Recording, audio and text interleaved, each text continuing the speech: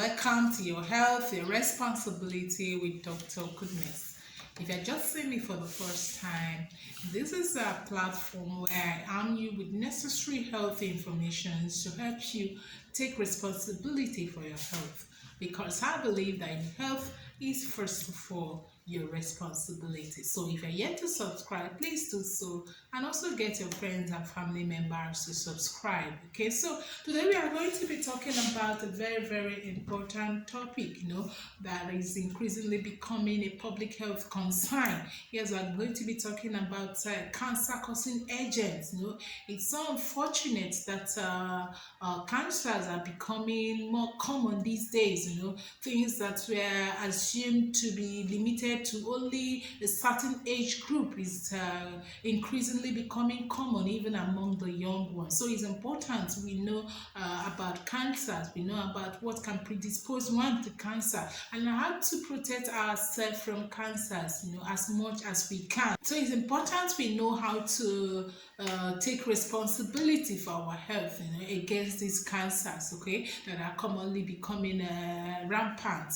Okay, so today I'm just going to be taking a little time to talk about cancer causing agents, because if something is, the incidence of cancers are increasing around us, that means that we are constantly also and increasingly becoming exposed to cancer causing agents. Okay, so any agent that can cause cancer or that can propagate cancer is actually referred to as carcinogens. Okay, so remember that cancers are actually abnormal cells that progress rapidly and can lead to death. They can spread from the point of origin to other points of origin and compromise multiple systems, and ultimately can lead to death. Okay, cancers can also be treated, when they are screened early. Okay, and before I go into the details of carcinogen, it's important that we note that as of 2020, about 10 million deaths were as a result of cancer. Okay, that is an overwhelming number. 10 million deaths linked to cancer. So it's very important that we know how to protect ourselves from these cancers. Okay, so just like I mentioned, today I'm just going to be concentrating on the carcinogens. What are the cancer causing agents, and how can we prevent ourselves? How can we protect ourselves as much as we can? Okay, now let's know that it's just few cancers, that the causative organisms or causative agents have been isolated or has been discovered. Most of the cancers are actually of unknown origin. Okay, that is idiopathic. They are referred to as idiopathic cancers because you cannot really say how they come into being. Okay, but there are a number of cancers that the causative organisms have been isolated, such as cervical cancer, in which human papilloma virus has been implicated. We also have lung cancer, in which smoking has been implicated. You also have some other cancers that have found, like the liver cancer, especially the primary cell carcinoma, in which hepatitis B virus and hepatitis C virus has been implicated. Okay, so apart from these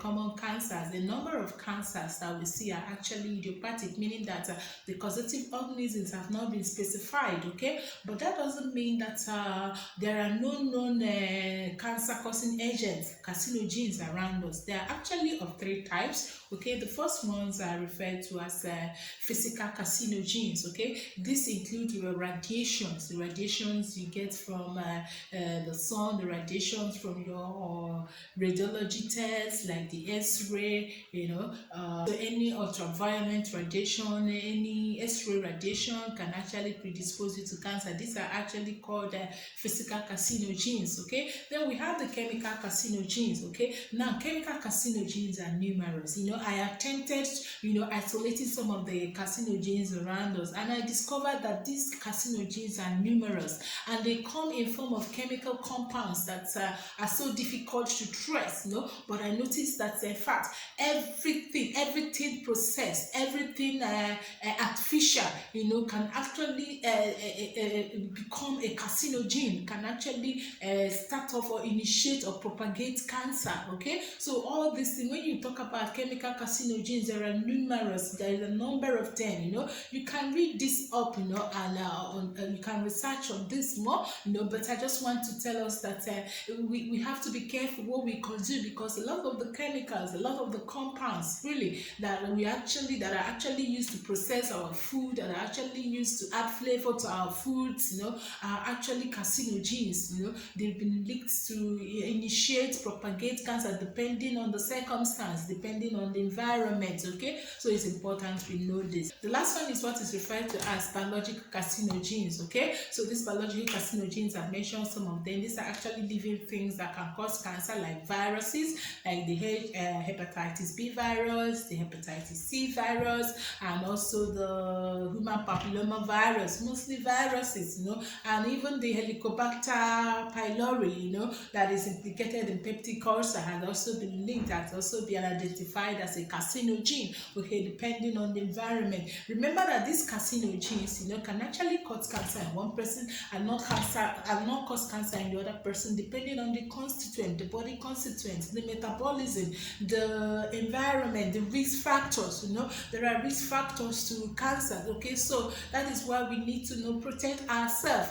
In as much as we protect ourselves from these carcinogens, we also have to protect ourselves from the risk factors. What are the risk factors of cancer? Okay, we've mentioned some of the carcinogens. So when you expose yourself to all these things, they form risk factors. Again, obesity is a big factor, for cancers. Okay, those things are the things that can actually form as a catalyst, when these carcinogens are present. Okay, we have obesity, you have smoking, you have intake of alcohol. Okay, you have unhealthy lifestyle, lack of exercise, lack of physical activities. Okay, these are things that can form as a risk factor.